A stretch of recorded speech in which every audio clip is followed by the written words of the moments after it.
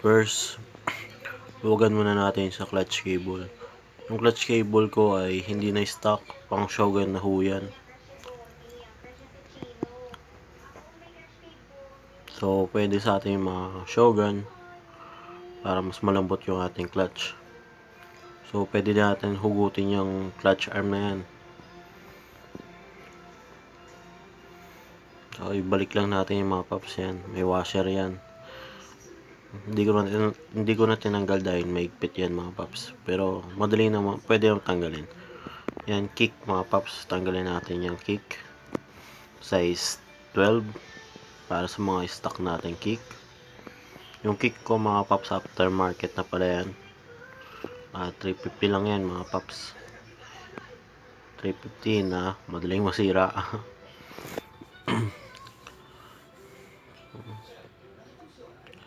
So, next, mga paps, make sure na mag-drain muna kayo ng langis nyo. And luwagan natin yung mga bolts size 8. Luwagan natin isa-isa mga paps, huwag nyo itotodo ng luwag. Yung konting luwag lang para hindi sila ma-loose thread o hindi maputol sa loob yung mga bolts.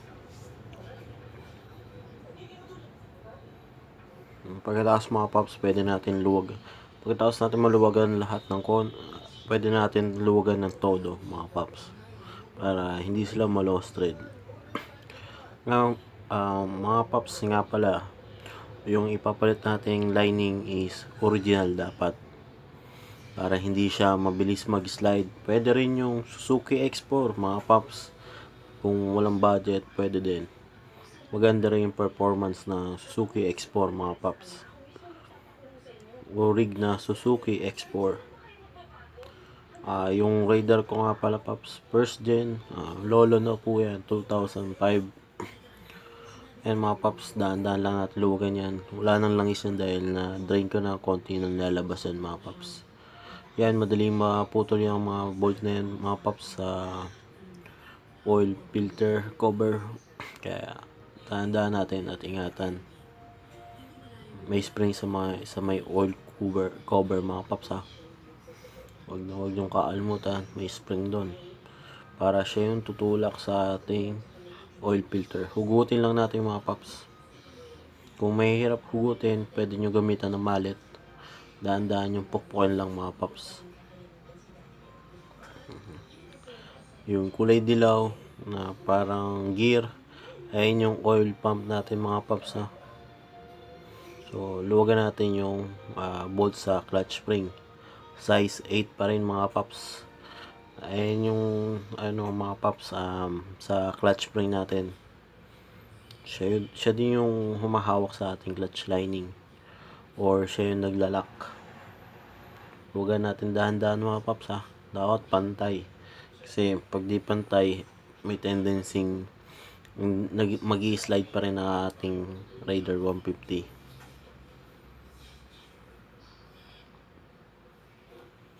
So,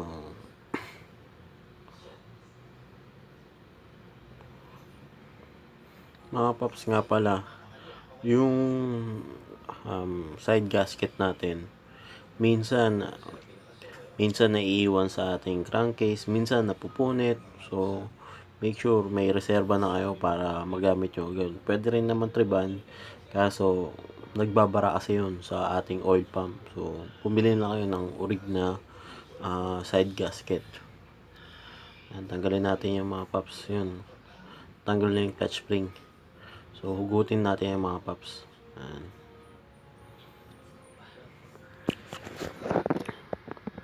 Huwag nyo kalimutan yan mga paps, sa inyo tutulak sa ating clutch. Pati yung washer dyan na para may gear.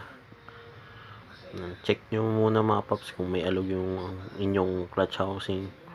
Kasi pag may alog yan, isang tendency din yan na kung bakit maingay ating motor pag hinawakan yung clutch housing, hinawakan yung clutch. Yung clutch lining, clutch plate. Yung clutch plate natin mga paps, 4 na peraso. Yung clutch lining natin, 5 peraso mga paps. Check nyo rin ng maigi yung clutch hub nyo kung yung surface ba nya is straight, pino pa rin. Kasi pag may kumbaga may konya or guhit siya, may tendency mag-slide pa rin yung ating clutch lining. So yung clutch lining natin mga paps, around 1.2, 1.1 hanggang 1.2 mga paps. Sarang ko kasi nabibili yung ating clutch lining. Mas mura kasi doon mga paps. Tandaan nyo mga paps, may pattern yan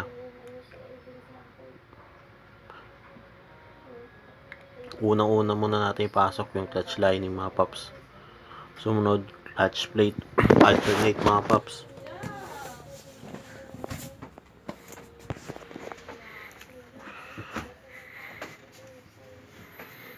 Tips nga pala mga paps, kapag medyo maluwag na yung kumbaga may kanal na yung inyong clutch housing at yung clutch hub nyo, pwede nyo patungan ng clutch plate para hindi siya mag-slide kung wala pang mga budget.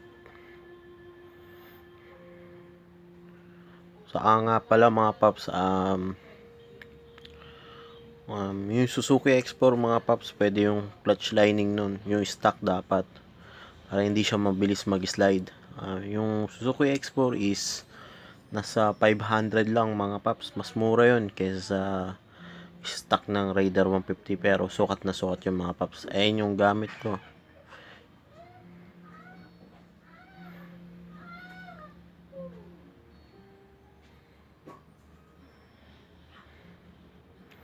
Pag ikaabit nyo na yung bagong clutch lining yung mga paps, make sure na nalangisan nyo para hindi siya masunog agad.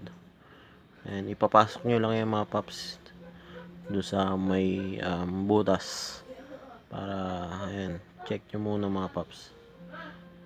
So, wag nyo kalimutan yung mga paps yung tumutulak sa clutch, pati yung washer nya, pasok muna natin dyan.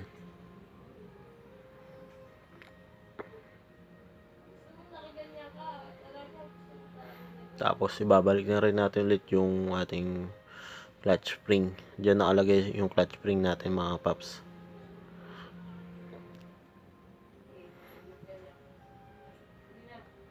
Okay mga paps, binalik ko na yung crankcase. Pinas forward ko na lang mga paps para same procedure pa rin mga paps. Dahan-dahan yung ilak yan mga paps. Tapos ibalik natin yung clutch arm. Ilulubog nyo lang ulit yon mga paps Pag di pa rin ayaw pa rin mailubog mga paps, buksan nyo ulit yung crankcase nyo, itapat nyo yung gear, tapos doon pag naitapat nyo na yung gear, pwede nyo na ilubog ulit. Kaya nahihirapan kayo ibalik yun mga paps dahil hindi natugma yung gear, may ngipin kasi yan sa loob ng crankcase. Sikipin lang natin yan mga paps. Ilubog natin yung oil seal dyan mga paps Sa oil seal na yan, may washer pa mga paps.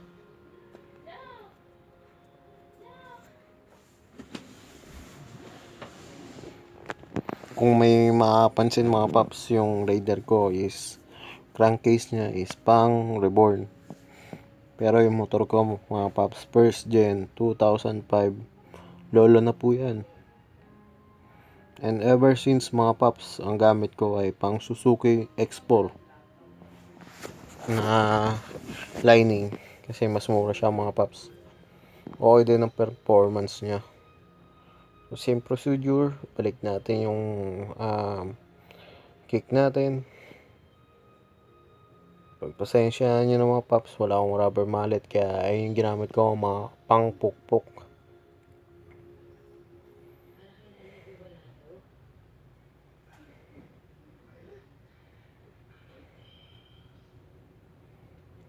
Kung mapapansin nyo mga paps, yung aking pipe ay medyo malaki yung tubo. Ayun yung HGM teardrop, naka size 20 itong carb mga paps. Ginamit kong clutch cable ay pang Shogun kasi mas malambot yung mga paps, mapapalambot niya ang inyong clutch. Advantage yan mga paps sa mga naka-clutch spring.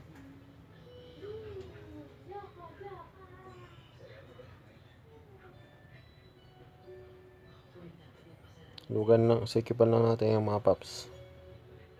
Lahat. Yung sa akin kasi mga paps, napalit ako na yung tornilyo niyan.